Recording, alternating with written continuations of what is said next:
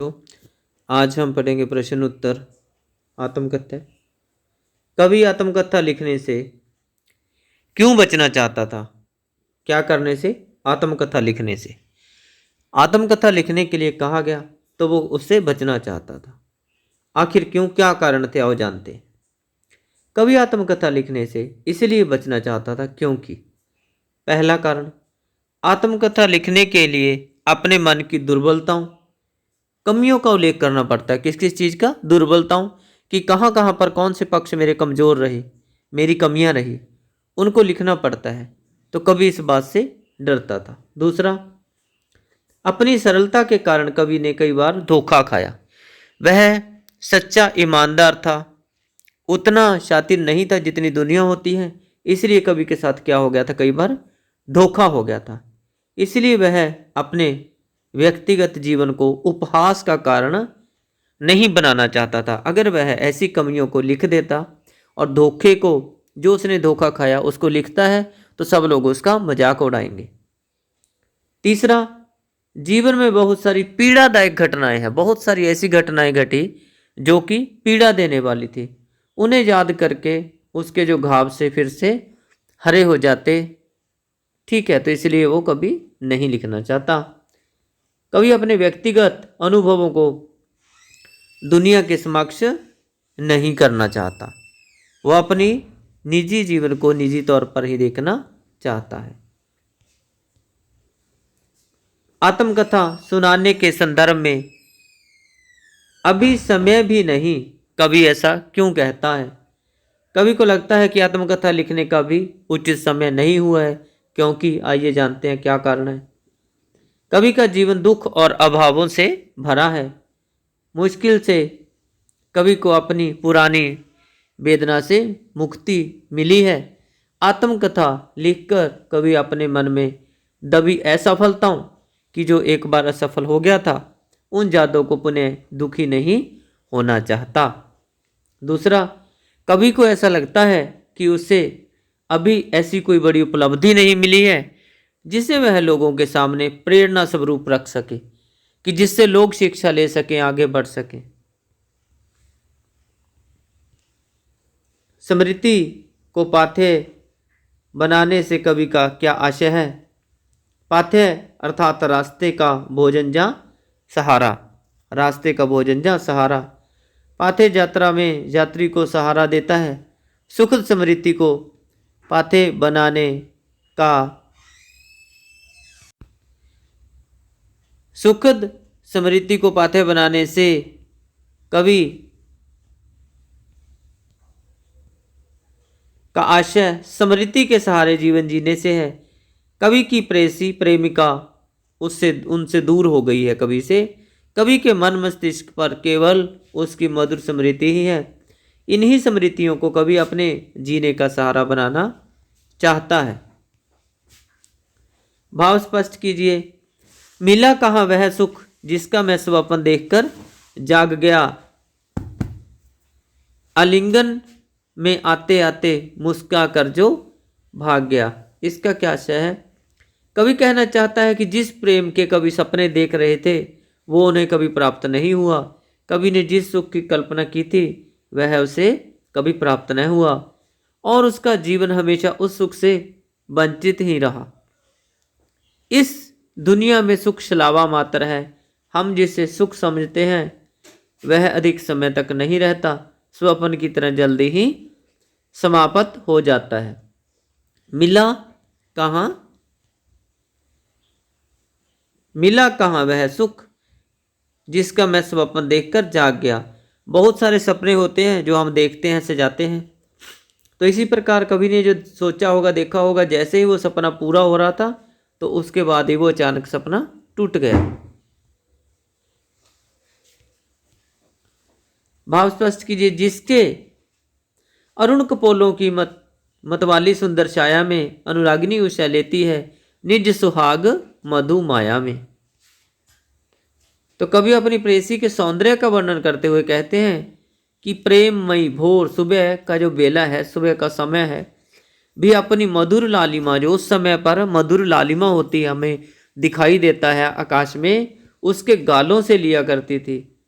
सुबह उसके गालों से लाली लेती थी अपनी प्रेमिका को। वो इतनी सुंदर बता रहा है। कवि की प्रेमिका का मुख सौंदर्य उषाकालीन लालिमा से भी बढ़कर था।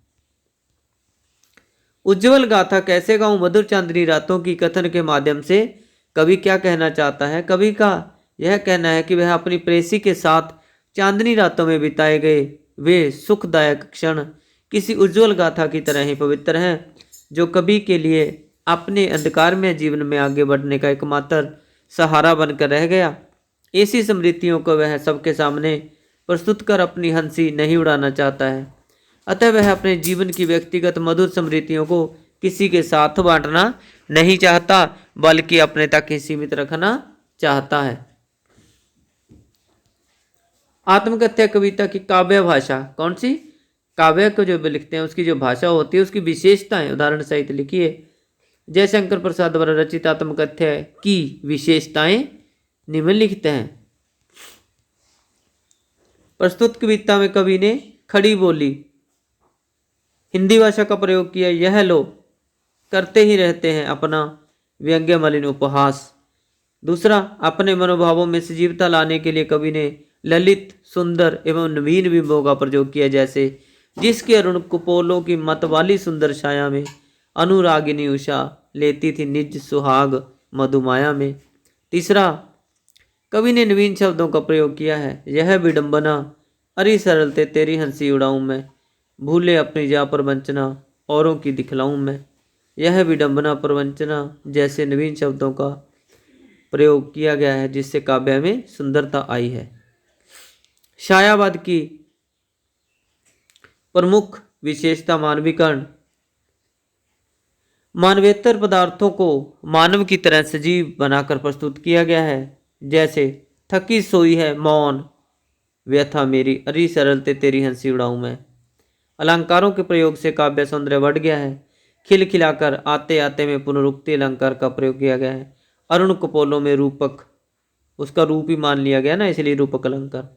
मेरी मौन अनुरागी उषा में अनुप्रास अलंकार है। कवि ने जो सुख का स्वप्न देखा था उसे कविता में किस रूप में अभिव्यक्त किया है? कवि ने जो सुख का स्वप्न देखा था उसे वह अपनी प्रेसी नायिका प्रेमिका के माध्यम से व्यक्त करता है। कवि कहता है कि नायिका स्वप्न में उसके पास आते आते मुस्कुराकर भाग गई। कवि कहना चाहता है कि जिस प्रेम के वे सपने देख रहे थे वो उन्हें कभी प्राप्त नहीं हुआ।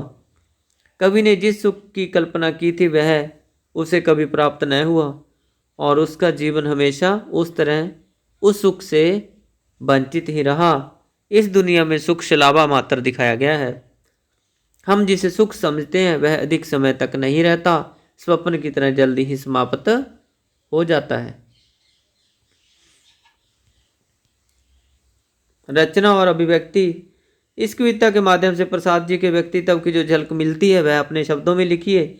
इस कविता को पढ़कर प्रसाद जी के व्यक्तित्व की ये विशेषताएं हमारे सामने आती हैं। सरल और भोले। प्रसाद जी एक सीधे साधे व्यक्तित्व के धनी थे, इंसान थे। उनके जीवन में दिखावा नहीं था। उनके मित्रों ने उनके साथ छल किया, फिर भी वे भोलेपन में जीते रहे। गंभीर और मर्यादित। वे अपने जीवन के सुख दुख को लोगों पर व्यक्त नहीं करना चाहते थे, अपनी दुर्बलताओं को अपने तक ही सीमित रखना चाहते थे। अपनी दुर्बलताओं को समाज में प्रस्तुत कर वे स्वयं को हंसी का पात्र बनाना नहीं चाहते थे। विनयशील। प्रसाद जी का स्वयं को दुर्बलताओं से भरा सरल दुर्बल इंसान कहना उनकी विनम्रता प्रकट करता है। आप किन व्यक्तियों की आत्मकथा पढ़ना चाहेंगे और क्यों?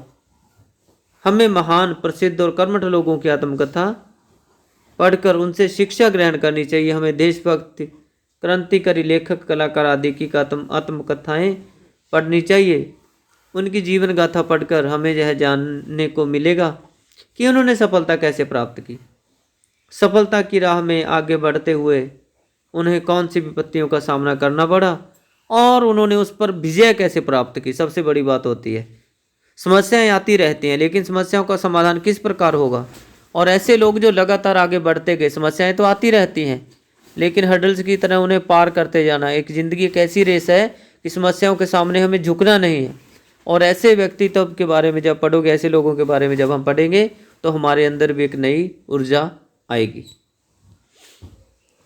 कोई भी अपनी आत्मकथा लिख सकता है, इसके लिए विशिष्ट जहाँ बड़ा होना जरूरी नहीं। हरियाणा राज्य के गुड़गांव में घरेलू सहायिका के रूप में काम करने वाली बेबी हालदार को आत्मकथा बहुतों के द्वारा सराही गई। आत्मकथात्मक शैली में अपने बारे में कुछ लिखिए। तो ये आपने अपने बारे में लिखना है। आपको जो अच्छा लगता है, जो नहीं लगता, आपके सामने कब कौन सी समस्याएं आती हैं, आप उनको कैसे समाधान करते हो और आपका क्या लक्ष्य है, आप क्या करना चाहते हो अपने लिए, अपने परिवार के लिए, अपने देश के लिए। उम्मीद करता हूँ आपको वीडियो अच्छी लगेगी। धन्यवाद।